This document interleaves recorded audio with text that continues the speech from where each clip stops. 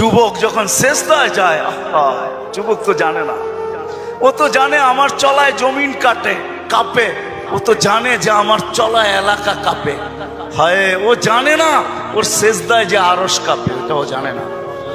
যদি জানতো তো এলাকা কাঁপাইতো না, যদি জানতো তো জমিন কাঁপাইতো না, ও সেজদা দিতে থাকতো আর আরশকে কাঁপাইতে থাকতো। যুবকের সেজদায় আরশ কাঁপে, আরশ। যুবক যখন সেজদায় যায়, সেজদায় পড়ে তা আল্লাহ ফেরেশ, নাইলে এই হাদিস কোনোদিন আসতো না। সবকিছু বিসর্জন দিয়ে আপনার কুদরতি পায়ে মাথা ঠেকায় দিয়েছে। তা আল্লাহ বলে, হাদা আবদি হাক্কা, এ আমার পারফেক্ট বান্দা, ইন্নী উবাহি বিহিল মালাইকা, তোমাদের উপরে আমি একে নিয়ে গৌরব করি।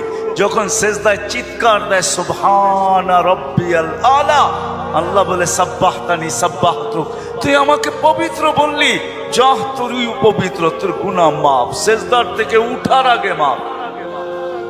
আলাইতানি ফাআলাইতুক, মহান বললি, তুইও সৃষ্টির ভিতরে মহান। দুনিয়া আলারা তোকে কি দিবে? কিয়ামতের দিন আমি তোকে আরশের নিচে সুপার ডিলাক্স গ্যালারিতে বসাবো। গ্যালারিতে, সুপার ডিলাক্স গ্যালারি বোঝেন? 7 জনের ভিতরে একজন ওই যুবক যে যৌবন আল্লাহর সাথে বিনিময় করে। আল্লাহ বলে তাকে আমি আরশের নিচে গ্যালারিতে বসাবো। সাবআতুন ইয়াদিল্লুহুমুল্লাহু তাহতা দিল্লি। দুনিয়াওয়ালারা তোকে কি দিবে? দুনিয়াওয়ালারা অতক্ষণ দিবে যতক্ষণ স্বার্থ আছে। হইতে পারে স্বার্থ শেষ তো তোমার এতিম বাচ্চা, তোমার দুধের শিশুকেও এতিম করতে দুনিয়াওয়ালারা দ্বিধা করবে না, দ্বিধা করবে না। তোমার নববধূকে বিধবা বানাইতে দুনিয়াওয়ালারা দ্বিধা করবে না। অতদিন তুমি চামচ, যতদিন তুমি বোঝেন। রাগ হয়ে গেলেন? যুবক পায়ে হাত রাখি, মাপ চাই তোমাদের কাছে। অতদিন তুমি দুনিয়াওয়ালাদের কাছে দাম পাবে যতদিন তুমি চামচ হবে, চামচ। আল্লাহ বলে আমার কাছে দাম ভিন্ন, সত্য এটি। এই জন্য আসেন আজকের মজলিস থেকে ওয়াদা করে উঠি যে আজকের থেকে ভাববো যে আমি যে কোনো মুহূর্তে যেতে পারি। আমি বাবাইতে চাই, এই জন্য আমার কাছে পিছনে একটা প্রমাণ আছে। এই উম্মত যদি ভাবতে ভাবতে কোনো দিক দিশা না দেখে, আর যদি মাথায় হাত উঠায়া দিয়া চিৎকার দেয়, আল্লাহ কোনো দিকেই তো দেখি না, নিজেকে কি ধ্বংস করে ফেললাম, এটা মুখ দিয়া উচ্চারণ করতে দেরি, আল্লাহ ঘোষণা দিতে দেরি করেন না।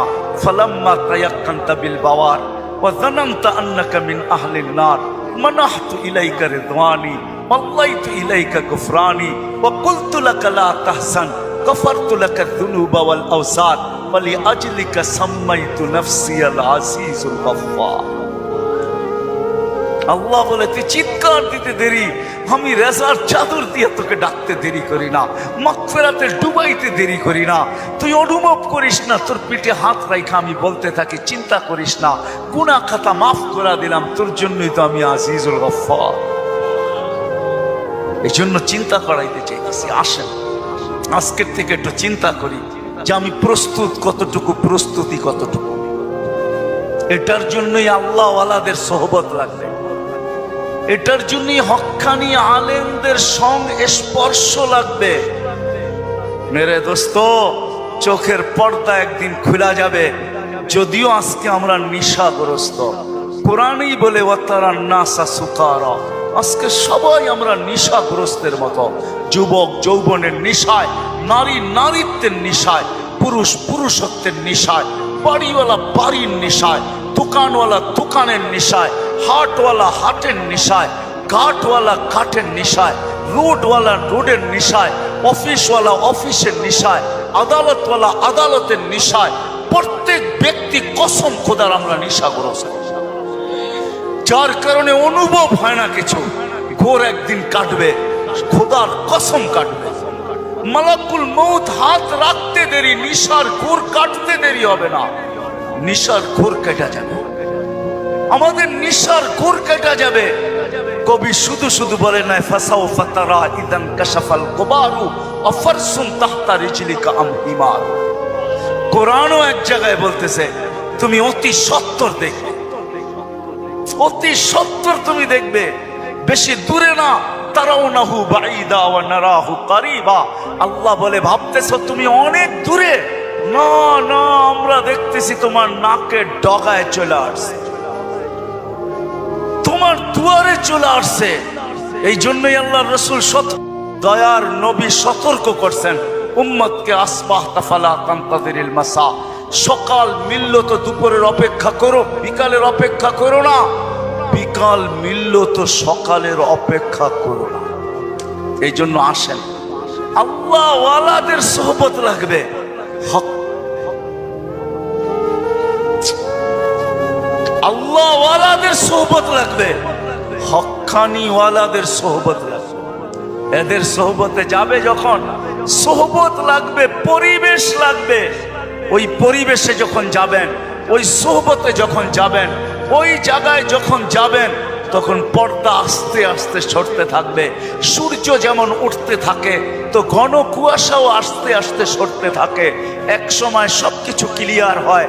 হক্কানি ওয়ালাদের, আল্লাহ ওয়ালাদের সোহবতে যখন যাবেন, তখনই নিশা কাটতে থাকবে। ঘরে যখন আলোচনা হইতে থাকবে, নারী পুরুষ যখন আলোচনা করবে, তখন আস্তে আস্তে কুয়াশা কাটতে থাকবে। এই জন্য সবার কাছে দরখাস্ত, আসেন আসেন। লম্বা করার সুযোগও আমার কাছে নাই, কারণ আমি অসুস্থ, আমার চোখ উঠছে, তা নিয়েও আমি আসছি, কিন্তু ওয়াদা দিছি, এই জন্য চলে আসছি। আমি আসছি গত 9 তারিখে, 1 মাস টানা সফর করার পরে আমেরিকা থেকে আসছি। আসার পরের দিন থেকে অসুস্থ, আর প্রতিদিনই প্রোগ্রামে যেতে হয়, কেননা ওয়াদা। এরা কি জবাব দিবে মানুষের সামনে? ইজ্জত বেজ্জতির প্রশ্ন। বিদায় চলে আসছে, বিদায় শেষ জায়গায় আমি চলে আসছি। আসেন, ভাববেন তো, হ্যাঁ পাক্কা ওয়াদা করতেছেন? হ্যাঁ, আরে চিন্তা করেন, ওই উম্মত কেন চিন্তা করবে না যার চিন্তায় 60-70 বছরের ইবাদত রাখা আছে? লা তাফাক্কুরু সাআতিন খায়রুম মিন ইবাদাতি 60 আও 70 সানা। ওই উম্মতের চিন্তার কোনো প্রয়োজন ছিল না। সে চিন্তা করবে তো করবেই বা কেন? তার চিন্তার ভিতরে কোনো ওয়েট ছিল না, ওজন ছিল না, কোনো বিনিময় ছিল না। এই উম্মত চিন্তা করবে না তো করবে না কেন? যার প্রত্যেক চিন্তার মুহূর্তের বিনিময় 60-70 বছরের ইবাদত দেওয়ার জন্য আল্লাহ প্রস্তুত। নাইলে এই হাদিস আমাদের দুয়ার পর্যন্ত আসতো তো আসতো কেন? একটু বিবেক দিয়ে ভাবেন না? আল্লাহ বিবেক দিছে, ভাবেন। ভাববেন না কেন? ভাবেন, আপনি ভাবেন। ভাবনার দ্বারা কি হবে? একটু আগেই তো আমি হাদিস শুনাইলাম, এই উম্মতের ভাবনারও ওজন আছে। এই উম্মত ভাবতে দেরি, আল্লাহর রহমত উম্মতের দিকে ছুটে আসতে দেরি করে না। এই জন্য ভাববো, হক্কানি আলেম আর আল্লাহ ওয়ালাদের সোহবতে যাব। যাবেন তো? হ্যাঁ যাবেন? হ্যাঁ, কমসে কম নামান, কমসে কম নিজের নামটা লেখায় রাখেন, কাজে দিবে। জানি না কথাটা কতটুকু সত্য, কতটুকু মিথ্যা, কিন্তু ছোটবেলার থেকে ছুঁই না আসতেছি, এই জন্যই বলতেছি। আবার দেখতেছি যে কথাটা আসলেও সত্য। ইউসুফ আলাইহিস সালামকে যখন বুড়ি কিনতে যান, তো সবাই বলছে, বুড়ি তুমি কিনবে তো কিনবে কি কইরা? টেন্ডার তো সবার আগে শো করে বসে আছে মিশরের বাদশাহ। এক টেন্ডারের উপরে যাবে তো যাবে কে? সবচেয়ে বড় পুলিশে লাগায় বসে আছে, তুমি কিনবে তো কিনবে কি কইরা? বলছে, আমি কিনতে চাইতেছি না, আমিও জানি কিনতে পারবো না, কিন্তু আমি চাই লিস্টিতে আমার নামটা থাক। কিয়ামতের দিন যদি লিস্টি খোলা হয় যে ইউসুফের ক্রেতা কে কে ছিল, আমার নামটাও যেন আসে। সত্য এটাই, কিয়ামতের দিন হক্কানি আল্লাহ ওয়ালাদের, ওলামাদের লিস্টিও খোলা হবে। লিস্টি যদি খোলা না হইতো, তাহলে এই কথা আমার কাছে কোনোদিন পৌঁছতো না। এই উম্মতকে আল্লাহ ডাইরেক্ট জাহান্নামে পাঠাবেন না, ফয়সালা হয়ে গেল পাঠাবেন না, ডাইরেক্ট পাঠাবেন না। অন্য উম্মত ফয়সালা হবে সিধা জাহান্নামে, এই উম্মত যাবে না। এই উম্মতকে আল্লাহ এক জায়গায় নিয়ে জড়ো করবে। জড়ো করা বোঝেন তো? একত্রিত করবে, ওই জায়গায় নিয়ে করবে যেই জায়গা দিয়ে আলেমরা জান্নাতে যাবে।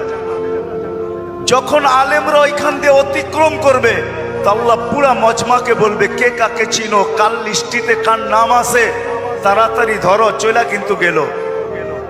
তো যায়া ধরবে, হযরত আপনার লিস্টিতে তো আমার নাম আছে, আপনাকে তো আমি চিনি, মহব্বত ছিল, ভালোবাসা ছিল, আসা যাওয়া ছিল, উঠা বসা ছিল, চলাফেরা ছিল, খাওয়া লওয়া ছিল, আর শুনেও আসতেছি আপনারা সুপারিশের অধিকার পাইছেন। আল্লাহ আপনাদের সুপারিশ কবুল করবে। আমাদের ফয়সালা জাহান্নাম হয়ে গেছে, একটু যদি হাত উঠায়া দিতেন হয়তো নিষ্কৃতি পাওয়া যেতাম। তো আলেমরা দেখবে যে ঠিক কিনা তার কথা, ওইখানে আল্লাহ প্রমাণিত করবে প্রজেক্টরের ভিতরে। দেখতে সে যা বলবে ওটা সত্যায়িত হইতে থাকবে। তারপরে আলেমরা সম্মিলিতভাবে আল্লাহকে বলবে, আল্লাহ আমরা জান্নাতে যাব না। তা আল্লাহ বলবে, কেন যাবে না? এরা সবই তো আমগো লিস্টির মানুষ, সবই তো পরিচিত। এরা দুযোগে চলে যাবে আর আমরা জান্নাতে চলে যাব। রাসূলুল্লাহ সাল্লাল্লাহু আলাইহি ওয়াসাল্লামকে মুখ দেখাবো তো দেখাবো কি? যাব না। বলছে কেন, কখন যাবে? এদেরকে দিলে যাব। তা আল্লাহর রহমত জোশ আসবে। আল্লাহ বলবে, যে যাকে চিনো নিয়ে চলে যাও। এটার নামই সুপারিশ। এই জন্য বলি কমসে কম নামটা রাখেন লেখা, যান সম্পর্ক জোড়েন আল্লাহওয়ালাদের কাছে আর বলেন, হুজুর আমার নামটা একটু লেখা রাখেন, যে আপনার সাথে আমার সম্পর্ক। লেখা রাখেন, চড়বেন তো, নাইলে আমি এত লম্বা কথা বলতাম না। আর তিথি হইল আজকের থেকে কোনোদিন নামাজ ছাড়বো না, ওয়াদা কিন্তু পাক্কা। যেইখানে থাকি, যেই অবস্থায় থাকি, যেইখানেই থাকি ওইখানেই দাঁড়ায় যাবে। দুনিয়ার কিছু নামাজ আছে, এক নামাজে জান্নাত আছে। হ্যাঁ হ্যাঁ আছে, হুজুরকে জিজ্ঞেস করেন। পাহাড়ের চূড়ায় আজানের আওয়াজ গেছে, ওইখানেই দাঁড়ায় গেছে আল্লাহু আকবার। চূড়ার নামাজ তাকে জান্নাত দিবে, জান্নাত। হ্যাঁ, ক্ষেতের ভিতরে আছে, ক্ষেতের আইল বলেন আর লাইল বলেন আর যেটাই বলেন, ক্ষেতের ভিতরে আছে, আজানের আওয়াজ আসছে, ওইখানেই আতাইলের ভিতরে বলেন আর লাইলের ভিতরে বলেন আর আইলের ভিতরে বলেন, গামছা বিছাইছে আর আল্লাহু আকবার। মালিক তুই বড়, আমার ক্ষেত বড়। অফিসে আছে, কাজ করতে করতে ছুটার রাস্তা নাই, চেয়ারের পাশেই দাঁড়ায় গেছে আল্লাহু আকবার। এই সমস্ত ক্ষেত্রগুলা জান্নাত ওয়াজিব করে দেয়, ওয়াজিব। আল্লাহ ফেরেশতাদেরকে দেখায় কত ব্যস্ত, দেখ। তারপরেও আমার ডাক শুনতে দেরি, আল্লাহু আকবার বলতে দেরি করে নেয়। আল্লাহ কত বড়। আমি যদি বিজ্ঞান পড়াইতাম আপনাদেরকে, তাহলে পড়াইতাম আল্লাহ কত বড়। কার কুদরতি পায়ে রাখা, পাও রাখার অনুমতি, মাথা রাখার আপনাকে অনুমতি দিতেছে। আল্লাহু আকবার শুধু তর্জমা জানি, আল্লাহ মহান, কিন্তু সৌরজগৎ দিয়া জানি না। যদি সৌরজগৎ পড়াইতাম তাহলে আপনাদেরকে আমি দেখাইতাম কত বড় আল্লাহর কুদরতি পায়ে আপনি মাথা টেকাইতেছেন, কত বড় আল্লাহ। এটা সৌরজগৎ পড়া ছাড়া বুঝে আসবে না আল্লাহ কত বড়। সৃষ্টি পড়া ছাড়া বুঝে আসবে না আল্লাহ কত বড়। উর্দু জগৎ পড়া ছাড়া বুঝে আসবে না আল্লাহ কত বড়। তখন আল্লাহ বড় বলবেন, কিন্তু দিয়া বলবেন, কিন্তু দোকান। আল্লাহ বড় মানি, কিন্তু দোকান কার কাছে রেখা যাব, অফিস কার কাছে রেখা যাব, ক্ষেত খামার কার কাছে রেখা যাব, কিন্তু বলবেন। আর যদি আল্লাহকে চিনার মতো চিনেন, তাহলে ওই সাহাবীর মতো বলবেন, নামাজে ব্যথা,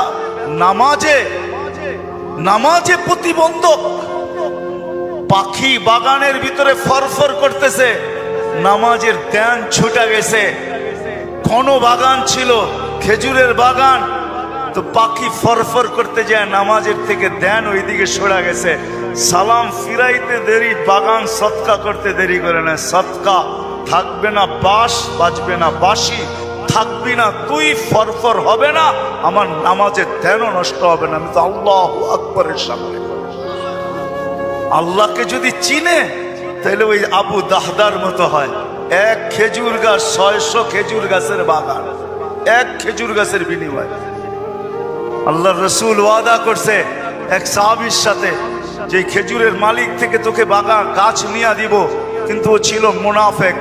বলছে, খেজুরের গাছ আমাকে দে, তোকে আমি জান্নাতে বাগান নিয়ে দিব। ইয়া রাসূলুল্লাহ, আমার ছেলে সন্তান এই খেজুরের গাছের খেজুর খুব পছন্দ করে, এটা ছাড়া যা চাইতেন তাইলে দিতাম, এটা দিব না। তা আবু দাহদা পাশে দাঁড়ায় শুনতেছিল, তো বলছে, ইয়া রাসূলুল্লাহ, কানে কানে আমি নিয়ে দিলে দিবেন? অবশ্যই দিব, কেননা উনি মুনাফিকের রব চিনতেন। তো যা বলছে খেজুর গাছ বেচবি? আল্লাহর রসুল রে দিলাম না, তোকে কি করে দেই? কতগুলা খেজুর গাছ হইলে দিবি না? এটা কতগুলা হইলে দিবি না? তো বলে খেজুরের সিজন চলতেছে, সব গাছে খেজুর ভরা। বলছে তোমার ওই 600 বাগানের 600 খেজুর গাছের বাগানটা আছে, ওইটা দিবা? তাহলে দিয়া দিব। ডান, দিয়া দিলাম। দেখ খেজুর গাছ ডন কয়া ছুটা শুরু করছে, কেন আবু উম্মুত তাহাদা খেজুর বাগানের ভিতরে বাচ্চা কাচ্চা নিয়ে খেজুর পাহারা দিতেছিল, নিজে খেজুরের বাগানও ঢোকে নাই, বাহির থেকে দাঁড়ায় চিৎকার দিতেছে, উম্মুত তাহাদা কি হয়েছে? কয় জলদি বাহির হ, খেজুর গাছ বেচা বিক্রি হয়ে গেছে। কয় কোথায়? আল্লাহর রসুলের সাথে জান্নাতের বাগানের বিনিময়। তো ছেলে সন্তান নিয়ে মহিলা স্লোগান দিতে দিতে বাহির হইতেছে, কি রবিহাল বাইয়া বা দাহদা, রবিহাল বাইয়া বা দাহদা, আবু দাহদা বড় লটারি জিতা গেছিস, তুই বড় লটারি জিতা গেছিস। বাহির হয়ে চলে আসছে, 600 খেজুর গাছ দেয়া দিছে। আল্লাহর রসুলকে বলছে, ইয়া রাসূলুল্লাহ কিনা ফেলছি। কয় কি দিয়া কিনছিস? কয় 600 খেজুর গাছের বাগান দিয়া কিনা নিছি। আবু দাহদা আল্লাহ তোকে এর চেয়ে 10 গুণ বড় বড় জান্নাত দিবে, আমি তোর খেজুরের বাগান দেখতেছি জান্নাতের। সত্য এটা। ওরা চিনছে আল্লাহু আকবার কি জিনিস, ওরা চিনছে লা ইলাহা ইল্লাল্লাহ কি জিনিস, মুহাম্মদুর রাসূলুল্লাহ কি জিনিস। এই জন্য ওয়াদা করেন আজকের থেকে নামাজ ছাড়বো, পাক্কা ওয়াদা। যুবকরা কি বলে? পাক্কা ওয়াদা। ইনশাআল্লাহ হুজুর দোয়া করবে, তারপরে এখান থেকে উঠা যাবো, এর আগে কেউ যাব না। আমি আপনাকে চোখ খুলা দেখাইতে পারি, আমার চোখে চোখ উঠার কারণে কথা বললে অনেক চুল লাগে। আবার কালকেও প্রোগ্রাম আছে, ডেলি আছে। আসছি আমি 9 তারিখে, 1 মাস সফর করার পরে টানা আমাদের তাবলিগি সফর ছিল। 1 ঘন্টার জন্য এরকম কোনো সুযোগ ছিল না থামার, তারপরে চলে আসছি। উঠা চলে যাবেন? আজকে আমরা দিনদারির থেকে দূরে, যার কারণে আমাদের কাছে সমস্ত সুখের আসবাব আছে। আমি দুনিয়া ঘুরে দেখছি তো, মুসলমানদের মতো প্রসাদনী দুনিয়ার কারো বাড়িতে নাই, কারো ঘরে নাই, কারো বাড়িতে নাই। দামিও নাই, আবার এত প্রসাদনীয় নাই, এত প্রসাদনী নাই। আপনি আমাকে দেখাইতে পারবেন না। চলেন আমার লোক, ইউরোপ চলেন, আমেরিকা চলেন, কানাডা চলেন, অস্ট্রেলিয়া চলেন, আমাদের এক একটা ঘরে যা প্রসাদনী আছে, মেকআপ শেকআপ, ছোট ছোট দোকানেও নাই মুন্সিগঞ্জে। কি সত্য না? আসো কেন? তোমরাই তো বিদেশ তাই না বইরা দিছো, ঠিক না? না আনো নাই? হ্যাঁ, এয়ারপোর্ট আয়া খালি হাতে পায়ে ধরছো, লাগেজের ওজন বেশি হয়ে গেছে, কি করবো, বাইরে আলারা কইছে কি করবো, ঠিক না? হ্যাঁ সত্য তো। এলাকায় বাড়ি পাওয়া যাবে, এত কসমেটিক্স ঘরে আছে যে এই মুন্সিগঞ্জের ছোট একটা দোকানও এতটি পাবেন না, এত কসমেটিক্স ঘরে। দুনিয়ার কোথাও নেই এত প্রসাদনী। মুসলমানের ঘরে যত আছে, দুনিয়ার কারো ঘরে এত আসবাব পাবেন না যত আসবাব মুসলমানের ঘরে আছে।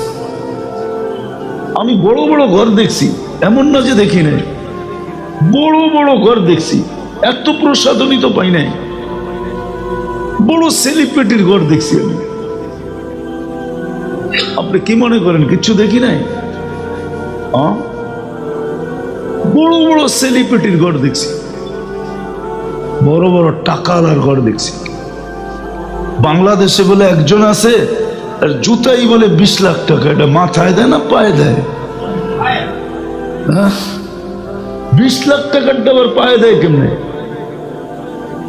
এক একটা টি শার্ট বলে 1.5 লাখ 2 লাখ টাকা, 2.5 লাখ টাকা দাম টি শার্ট। আপনি নেটে সার্চ দেন তো, বিল গেটসের টি শার্ট কত দাম জিজ্ঞাসা করেন তো, নেটে পাওয়া যাবে। দুনিয়ার সবচেয়ে বড় ধনী না, ওর সবকিছু তো নেটে পাওয়া যাওয়ার কথা না, পাওয়া যাওয়ার কথা না। এখন সার্চ দিয়ে দেখো ওর টি শার্টের দাম কত। ওরে দেখলে তো মাঝে মাঝে আমারও হাসি আইয়ে, নিচের বুতাম উপরে লাগায় তারপরে হাঁটতেছে। দেখেন ছবি দেখাবো আমি, নিচেরটা উপরে লাগাই দিছে বুতাম, জাগারটা জাগায়ও লাগায় নাই। প্যান্ট একটা নিচে একটা উপরে, দেখলেই বোঝা যায় মানসিক রোগী। আর আমাদের দেশে পাওয়া যায় এক একটা টি শার্ট 1.5 লাখ 2 লাখ টাকা দাম।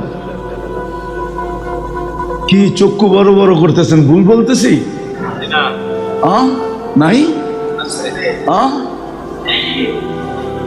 টি শার্ট বলে 2 লাখ টাকা। মুসলমানের চেয়ে প্রসাধনী দুনিয়ার কেউ ব্যবহার করে না। সুখের সমস্ত আসবাব ঘরে আছে, গিজার আছে, এসি আছে। আমি তো মাঝে মাঝে বলি, হাসেন না কিন্তু। আবার গুলশান বড়ানিতে দেখবেন গ্রাম থেকে নিয়ে গেছে চকিদার, কি সিকিউরিটি গার্ড নিয়ে গেছে, সারা রাত্র ভাঙ্গা চেলে মশার কামড় খায়া ঘুমাইছে।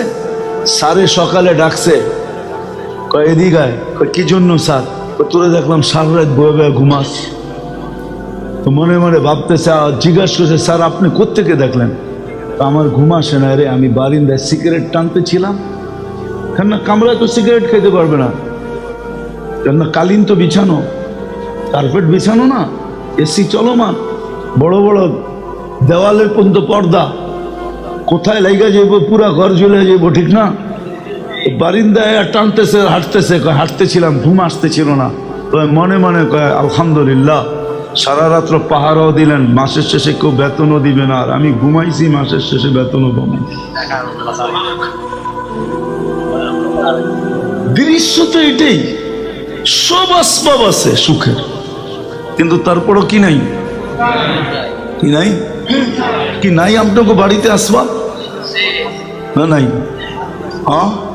কোট শোট কম্বল সম্বল নাই, গিজর সিজর নাই, এসি শেসি নাই, সব আছে। কিন্তু বলেন সুখ কতটুকু আছে? সুখের আসবাব তো আছে, কারণ কি? দ্বিতীয় কারণ হলো দিনদারি নাই। দিনদারি যদি থাকতো তো রাজপ্রাসাদে থেকেও সুখী থাকতো, আর গরিব চুকরিতে থেকেও সুখী থাকতো। দিনদার রাজা, রাজা হয়েও সুখী, আর গরিব গরিব হয়েও সুখী, প্রত্যেকে সুখে থাকতো যদি দিনদারি থাকতো। আজকে দিনদারি নাই, অভাব দিনদারির, আর কিচ্ছুর অভাব না। হায় হায়, অভাব তো দিনদারির আর কিচ্ছু।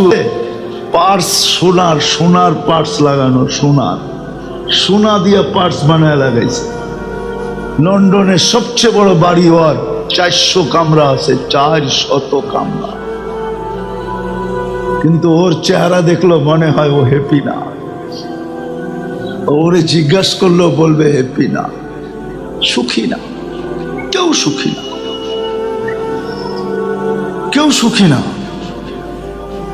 ইংল্যান্ডের এক সিঙ্গার আছে, আমি সময় লাগাইছি ওর সাথে 2019-এ আমেরিকাতে একসাথে ছিলাম। এখন বর্তমান নাম ওর ইউসুফ, বড় সিঙ্গার। ইংল্যান্ডের পুরান যারা এরা চিনে ওকে, বড় সিঙ্গার।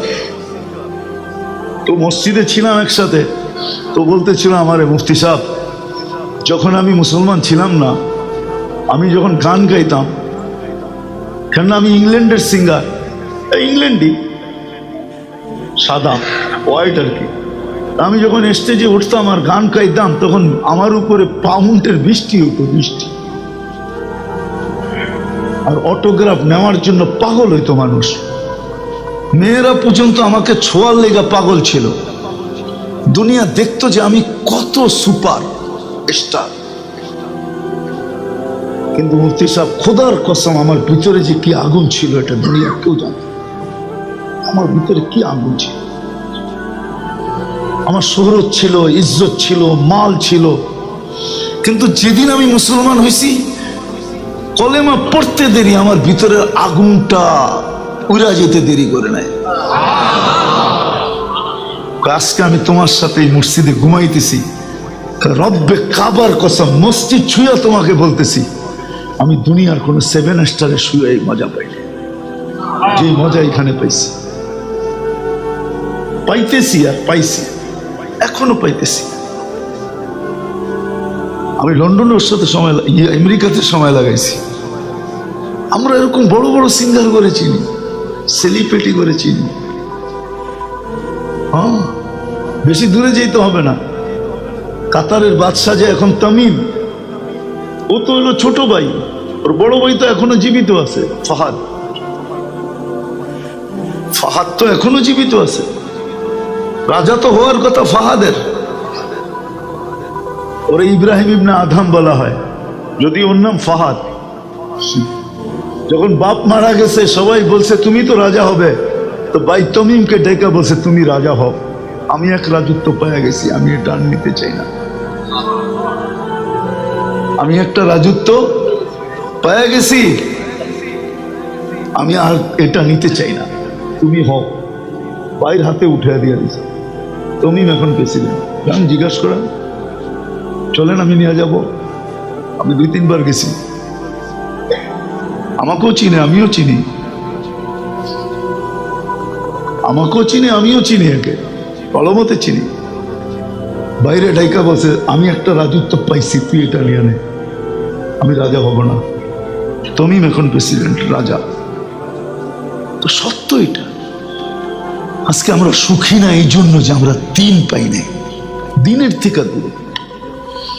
যদি দিন থাকতো তাহলে আমরা সবাই সুখী, রব্বে কাবা আমরা সুখী।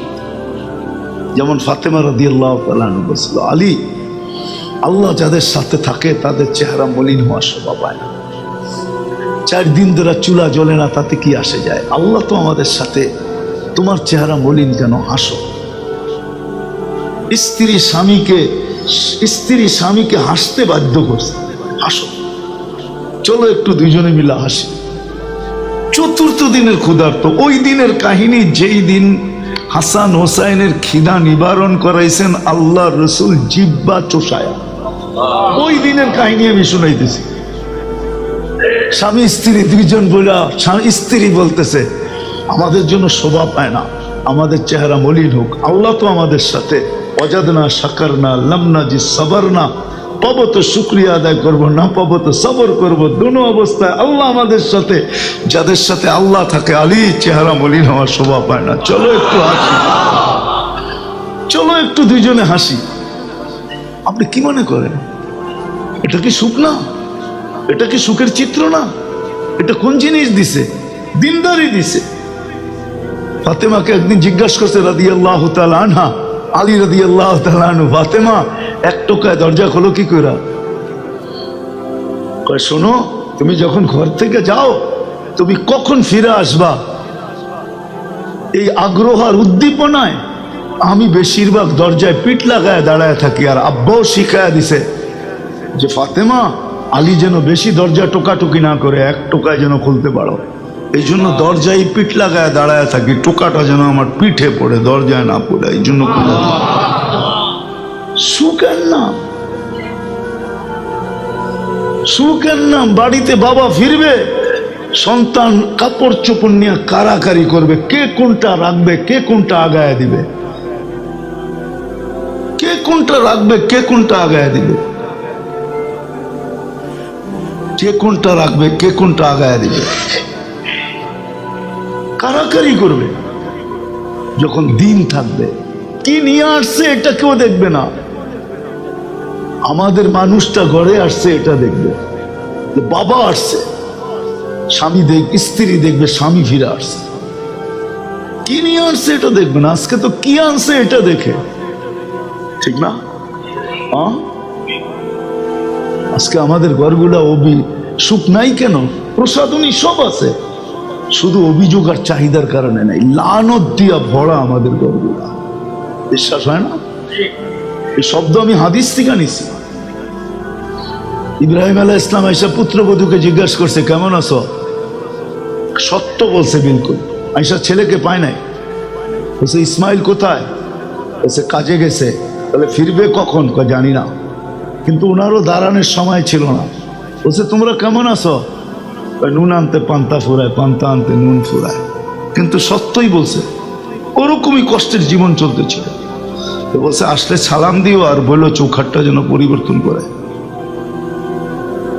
কিতাবে নাই? আরে বুখারীতে আছে, বুখারী। তা আসার পরে বলছে এরকম ঘুরে আসছিল, কয়টা তো আমার আব্বা ইব্রাহিম খলিলুল্লাহ। বলছে কি বলছে? বলে তোমার একটা লম্বা সালাম দিছে। আর কি জিজ্ঞাসা করছে? আমাদের অবস্থা কি বলছো? বলে যা সত্য তাই বলছি, নুন আনতে পান্তা পুরায়, পান্তা আনতে নুন পুরায়। আব্বা কি বলছে? বলছে চৌকাট পরিবর্তন করতে, কয় ল গাঠটি যা বাপের বাড়ি। নবীর ঘরে অভিযোগ, এটাই তো লানত। দ্বিতীয়বার আবার বাড়ি যেয়ে শুরু করে দিয়েন না কিন্তু আপনারা।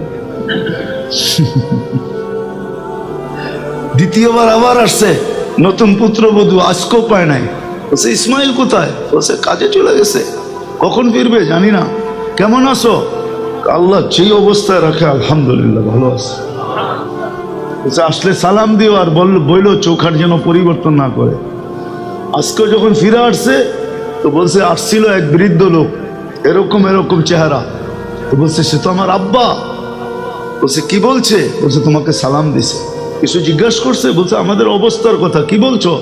বলছে আল্লাহ যে অবস্থায় রাখে আলহামদুলিল্লাহ। আব্বা কি বলছে? কয় চৌখাট যেন পরিবর্তন না করে। কয় তুই আমার মরণ পর্যন্ত সঙ্গী। বোঝা গেল মুসলমানের দিনদারি নাই, এই জন্য ঘরগুলা প্রসাদনী দিয়া বড়া বটে। পুরান কোনো কিছু এলাকা তো পাওয়া যায়, মুন্সিগঞ্জেরও কিছু পুরান এলাকা পাওয়া যায়। এটা তো ঢাকাই ছিল, ঠিক না? আপনারা তো জেলা হইলেন জুমা 8 দিন, এর আগে তো ঢাকাই ছিলেন, ঠিক না? নারায়ণগঞ্জ মুন্সিগঞ্জ সব তো একই ছিল, ঠিক না? সকালবেলা চলতো সদরঘাট, নামতো, বিকালবেলা আবার চলে আসতো, ঠিক না? এই তো ছিল জীবনের নিয়ম। হ্যাঁ, এমন পুরান এলাকা পাওয়া যায়। ফার্নিচার এত ঢুকছে যে ঘরে জায়গা নাই, নিজেরও শোয় কোনো মতে আর কি, পাওটাও বেকাও করে এত ফার্নিচার ঢুকাইছে, ঠিক না? প্রসাদনী আছে, কিন্তু ঘরের ভিতরে লানত থাকার কারণে, চাহিদার অভিযোগ থাকার কারণে, দিনদারি না থাকার কারণে। দিনদারি যখন আসবে তার চাহিদা থাকবে না, অভিযোগ থাকবে না। এই দুই কারণে আমরা সবচেয়ে সুখে থাকার কথা, যে উম্মত যাদের জন্য সবচেয়ে বড় সুখের ঘোষণা এই দুনিয়ায়, আজকে সুখী না দুই কারণে। একটা মসজিদের সাথে সম্পর্ক নাই, আর একটা কি নাই, দিনদার হইয়া দেখো যুবক, গোলাপ ফুললে পিছে পিছে গরম লাগবো না, তোমার পিছে ঘুরা কুল পাবো না। এখন তো তুমি 14 তারিখে গোলাপ ফুল লয়া ঘোরো, তোমার গল্প হইব না, লেখা রাখো, এইখানেও পাইবা ওইখানেও পাইবা। এখন তো গোলাপ ফুল লয়া ঘোরো আর ভাবো যদি এইবার কোনো মতে লেখা পাঠায় I.U। এই চিন্তা করতে হবে না, এইখানেও সুখ ওইখানেও সুখ। জান্নাত তো রয়েই গেল, ওয়ালা নাজজিয়ান্নাহুম বিআহসানি মা কানু ইয়ামালুন। জান্নাত তো আছে, চির সুখের জায়গা জান্নাত, ওটা রয়ে গেছে, যেখানে গেলে সব মিলবে। 14 তারিখ 14 তারিখ সব মিলবে, নাচ মিলবে, গান মিলবে, ডিস্কো মিলবে, ডিজে মিলবে, সৈকত মিলবে, সব মিলবে। ডানা কাটা মিলবে না, খালি ওইখানের পাখা পুরাটাই থাকবো, কোনোটা কাটা থাকবো না। দুনিয়ায় না ডানা কাটা হয়, ঠিক না? কতজনে কাটতে কাটতে একবারে ডানা, বোঝো না? ডানা কাটা কও কি লেগা? 100 জনে কাটছে আর ডানা থাকে কোত্থেকা? এ লিগি তো ডানা কাটা কও, নাহলে কোত্থেকা? হ্যাঁ, তোমরা যে কও ডানা কাটা, এটা আমি বুঝি তো। ডানা কাটা মানে কি? 100 জনে কাটছে, তো এখন আর ডানা রইল থেকে, এটা কাটা। আর জান্নাতে যেটা কেউ চোখ দিয়েও দেখে নাই, না ইনসান, না জিন, না ফেরেশতা, তোমার জন্য বানায় রাখছে পুরা ডানাওয়ালা। তুমি ছুঁয়া দেখবার, এর আগে কেউ ছুঁয়েও দেখবে না। তুমি প্রথম চোখে চোখ লাগাবা, এর আগে আর কেউ লাগাবে না। সমতাও নাই, এরকম রাখছে আল্লাহ। ওইখানেও দিবে, এইখানেও দিবে। বিদায় চলেন আজকে তওবা কইরা দুটা অঙ্গীকার করি। একটা তো তওবা করলেন, তওবা করি আজকে কইরা অঙ্গীকার করি যে আজকের থেকে আমি মসজিদের সাথে সম্পর্ক, আজকের থেকে আমি দিনদারির সাথে সম্পর্ক চলব। দিনদারির মজাই ভিন্ন, আপনি বুঝবেন না দিনদারির মজাকে। হুজুররা আছে তো কয়েকজন, এই জন্য আপনাদের একটু শুনাইতেছি। হুজুর গো বউরা এখনো দোয়া করে, আবার করুণাও। কি লিখে জানেন? না, করুণার সময় যেরকম স্বামীকে কাছে পাইছে এখন তো এরকম পায় না। ছুটি হইলে না বাড়িতে যায়, এর আগে তো যায় নাই। করুণায় তো টানা 2-3 মাস স্বামীরে পাইছে। আপনি বলবেন খাওন কোন তো ছিল না। খোদার কসম করে এদেরকে জিজ্ঞাসা করেন, এদের বউরা কইছে খাওন লাগবো না, তোমার হলে পেরা থাকবো, এটাই যথেষ্ট। বাচ্চারাও বলছে বাবা খাওয়া লাগবে না, কিচ্ছু লাগবে না, তুমি তো আসো। তোমাকে তো মাসে 1-2 দিনের জন্য দেখি, এখন তো 2 মাস দেখতেছি, তুমি আমাকে খাওয়া পড়া সব জিজ্ঞাসা করেন। এরা বলতে চায় না কাউরে। এরা ভাবে এই সুখ যদি মানুষ জেনা ফেলে আমাকে বাড়ির থেকে ছিনা যদি লয়া যায়, এই জন্য ওনারা বলে না কাউরে। আমি বলে দিলাম, জিজ্ঞাসা করেন, সবাই হাসতেছে।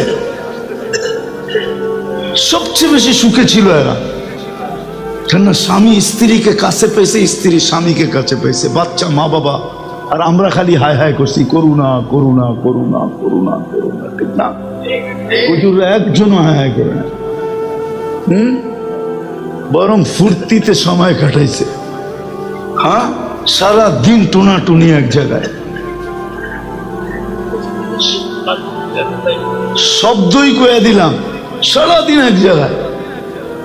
আরে মসজিদার কয়টা, মাদ্রাসার হুজুররা তো লক্ষ লক্ষ ছিল, এটা তো সব বাড়িতে ছিল, ঠিক না? কি কি একবেলা খায়ও ফুর্তিতে সময় কাটছে, ঠিক না? কি আপনারা তো কি করছেন, স্ত্রী কাজ দিছে 6 মাইল দূরে গেছে গা স্বামী, আর হুজুররা একজনের মুখে আরেকজন মুখ লাগায় কাজ দিছে, তারপরও কইছে একসাথে থাকুন।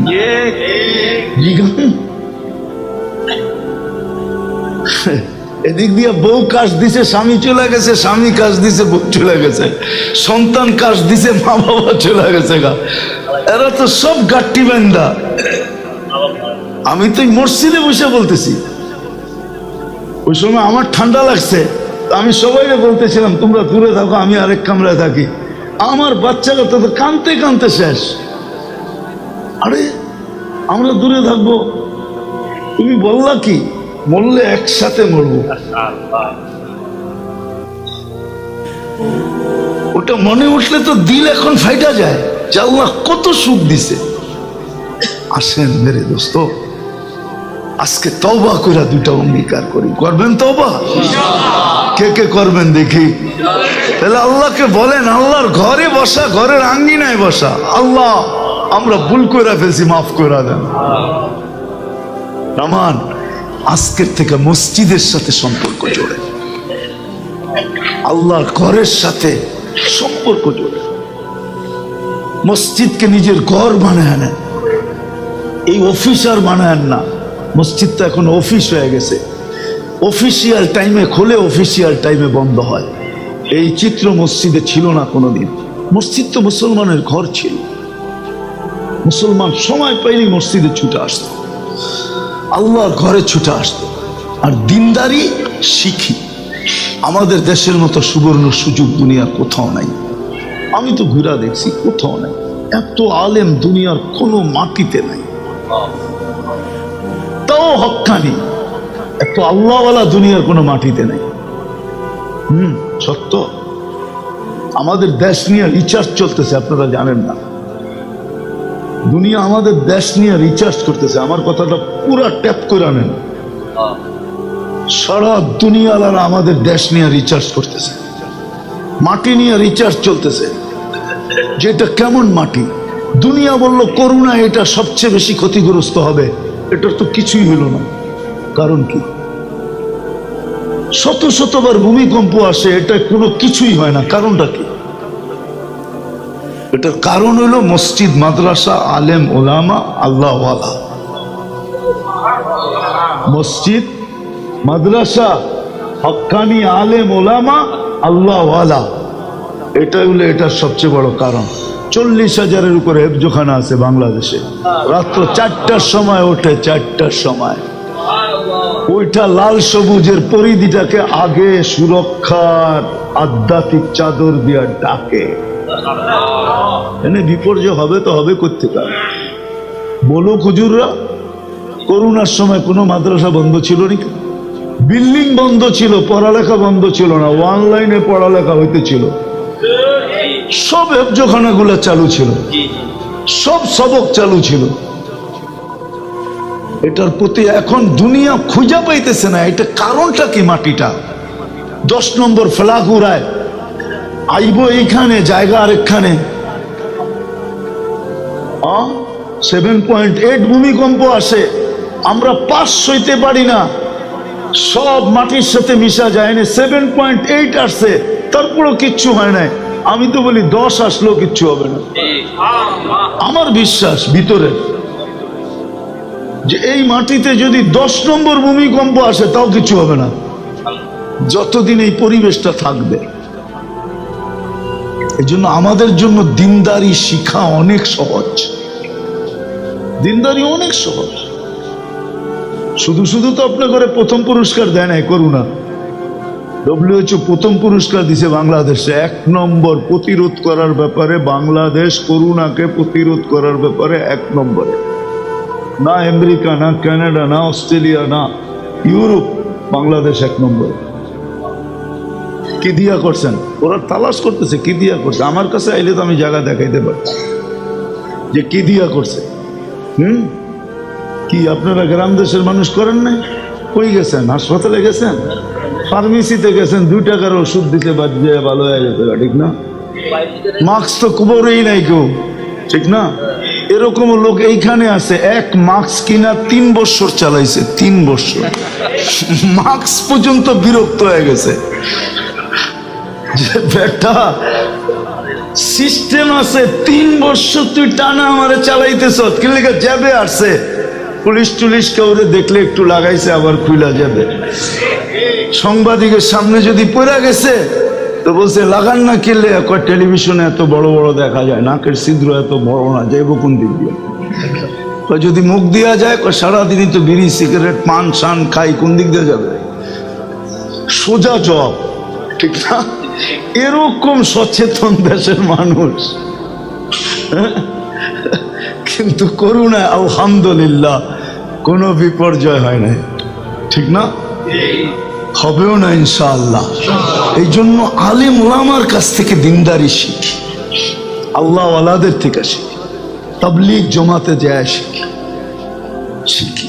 এগুলো সব রাস্তা, এগুলো যায় শিখি, দিনদারি শিখি, বাচ্চাদেরকে শিখাই। শুধু ইংলিশ মিডিয়াম শিখান না, দিনদারি শিখান। ইংলিশ শিখান, আমার কোনো আপত্তি নেই, কিন্তু দিনদারি শিখান। দিনদারি যদি শিখান, আমার বয়ানে আছে, আমি একবার আমেরিকার এক এয়ারপোর্ট দিয়ে বাহির হইতেছিলাম, তো এক ইংরেজ মহিলা কাঁদতেছিল। আমি বলতেছি তুই কাঁদিস কেন? তা আমার ইশারা দিছে, দেখ কেননা বাচ্চা মুসলমান ছেলে মাকে হুইল চেয়ারের থেকে কোলে করে উঠায় গাড়িতে রাখতেছে। এই দৃশ্য ওর চোখে পানি চলে আসছে। দৃশ্য, ছেলে দিনদার। আমরা একসাথেই ফ্লাই করতেছিলাম, বলে আমার সন্তান কোথায় হারায় গেছে আমি জানি না। এই দৃশ্য আমাকে কাঁদাইতেছে। তো দিনদার যদি হয় তাহলে মা যেরকম ছোটবেলা ওকে পালছিল, মা যখন বয়স্ক হবে ও মাকে ওরকম কোলে করে পালবো। আমার মনে আছে উমরায় এক মিশরি ছেলে, এখন চেয়ার পাওয়া যায়, চেয়ার বেল্টওয়ালা চেয়ার পাওয়া যায়, বাচ্চাদের জন্য পাওয়া যায়, এটা সামনে নেওয়া যায়, আর বড়দের জন্য পিছে পাওয়া যায়, পিছে বেল্ট দিয়া শরীরে আটকায়, কোমরে লাগায়, আর এইখান দিয়ে আটকায়। তো মাকে বয়া তোয়াফ করতেছে। আমি বললাম তুই এই কষ্ট করিস কেন? এখানে তো ইলেকট্রনিক হুইল চেয়ার পাওয়া যায়, এমনি হুইল চেয়ার পাওয়া যায়। তো বলতে শোন, আমার মাও তো আমাকে 10 মাস পেটে নিছে, তাই না? আমি একটু পিঠে নিয়ে অনুভূতি নিতেছি যে মা 10 মাস পেটে রেখে কি কষ্ট। আপনি ভাবতে পারেন, দিনদারি শিখায়। আপনি ইংলিশ শিখান, আমার আপত্তি নেই।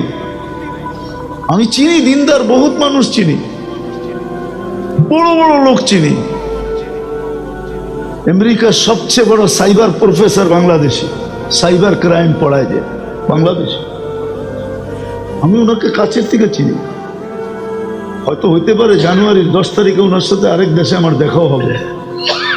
একসাথে মিট হবে, সাইবার ক্রাইম পড়ায়। নিউ ইয়র্কের সবচেয়ে বড় ইউনিভার্সিটি, বাংলাদেশের 200-400 ছেলে পেলে আছে। কাদের ছেলে এটা বলবো না, এটা আমি চিনি এদেরকে। সাইবার ক্রাইম পড়ায়। এই জুব্বা পড়া যায়, পাগড়ি পড়া যায়, দিনদার, পুরো ঘর দিনদার। এন্টার ফ্যামিলি, 4 ছেলে 2 মেয়ে, সব দিনদার। শুধু দিনদার, দুটা তো আছে সবচেয়ে বড় ভালো স্কলার, ইংলিশ। আরে আমাদের লাইনের স্কলার, সব ভালো স্কলার, নামি দামি স্কলার। ডেলি প্রোগ্রাম থাকে আমেরিকাতে ওদের। ইংলিশ শিখানো তো নিষেধ না, শিখান, কিন্তু দিনদারি শিখান। ইংলিশ শিখাইতে আমরা নিষেধ করি না, কলেজ স্কুল ডাক্তার সাক্তার নিষেধ না, দিনদারি জরুরি। দিনদারি শিখান, তারপরে দেখেন মজা। দিনদারি এটাই দিবে। শাফি রহমতুল্লাহ আলাইহির মতো মানুষ সারাদিন পরিশ্রম করে আসতেন, রাত্রে মায়ের পাও টিপতেন আর তেল মালিশ করতেন, মাঝে মাঝে খুশিতে পায়ের তালুতে ঠোঁট লাগায় চুমা দিতেন। মা কাইপা উঠতো, আমার পায়ের তালুতে চুমা। তো বলতো, মা তোর পায়ের তালুতে চুমা দিই না, আমি তো জান্নাতে চুমা দিয়া স্বাদ নিতেছি। দিনদার বানান, নিজে হন, বাচ্চাকে বানান, ঘরকে বানান, সবাইকে দিনদার বানান। একটা পরিবেশ তৈরি করেন, দেখেন মজা কি। দিনদার পরিবেশের মজা অন্যরকম। দিনদার পরিবেশের মজা। আমার সাথে চলেন, আমি দেখায় দিব আপনাদের। আমি অনেকগুলা চিনি পরিবেশ, পুরানটার পরিবেশ দিনদার, এন্টার পরিবেশ দিনদার। ফজরের সময় যদি একজন মেহমান দেখলো, পরদেশি, ওই এলাকার না, বাহির থেকে আসছে, তো সমস্ত ঘরের থেকে নাস্তা আসবে, চা আসবে, সব মসজিদে টি পার্টি করবে, পার্টি করবে, মেহমানদের মধ্যে বসাবে, সব মসজিদে বসবে, সবাই নাস্তা করবে, মেহমানদের নাস্তা করায় বিদায় দিয়া তারপরে যার যার ঘরে যাবে। খানার সময় যদি চলে আসলো, সব ঘর থেকে খাওয়া আসবে, সব ঘরের পুরুষরা আসবে, মসজিদে পার্টি হবে। এক আজীব পরিবেশ। আমার লোকের চলেন, আমি দেখায় দেব আপনাদের। আল্লাহ তো আমাকে দুনিয়া কম দেখায় নাই, ভালোও দেখছি, খারাপও দেখছি, এরকম আছে। ওই পরিবেশের মজাটা কিরকম বল? কি মজা? না মজা নাই? বলেন না মজা নাই? কেমন মজা? রোজার ঈদের দিন সকালবেলা মাইকে এলান হয়, এলান, সবাই যার যার ঘরের থেকে নিয়ে ফজর নামাজ পড়তে আসে। ফজরের নামাজের পরে পার্টি শুরু হয়, খেজুর খাওয়া, জমজম খাওয়া, নাস্তা খাওয়া।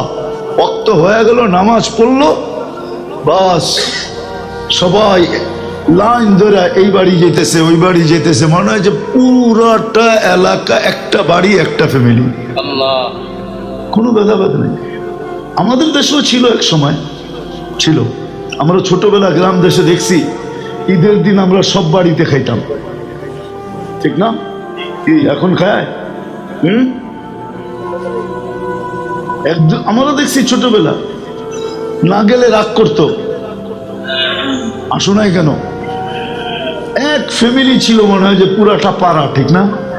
পুরাটা মহল্লা, সবার বাড়ি এক। রোজার ঈদ, কোরবানি ঈদ, 2 ঈদে এরকম ছিল। ছেলেরা আসতো, বাস বুঝতো চলতেছে, খাইতেছে না, ফ্রিজ মিরিজ তো ছিল না, খাইই তো শেষ করতে হইব, ঠিক না? কি পচানো তো যাবে না, এখন তো ফ্রিজে রেখা পচায়া খায়, ঠিক না? তখন তো ফ্রিজ ছিল না, পাক করে খাইয়া ফেলতো। চারা খেলতো না, চারা ওই যে টাচ দিয়া, সিগারেটের প্যাকেটে দিয়া খেলছেন মনে হয়, ঠিক না? মনে আছে না? হায় হায়, যদি শুনতেছে, আসতেছে এলাকার মুরব্বী বা বড় ভাই, আমাদের চেয়ে একটু বয়স্কে বড়, কই লুঙ্গি, কই কি, যেটারে পাইতো ওইটারে থাবড়াইতো, মারতো, বাড়ির যে যদি কইতো যে মারছে আমারে, কইতো 2টা কম দিছে, ঠিক আছে ওই 2টা আমরা পুরা করে দিই।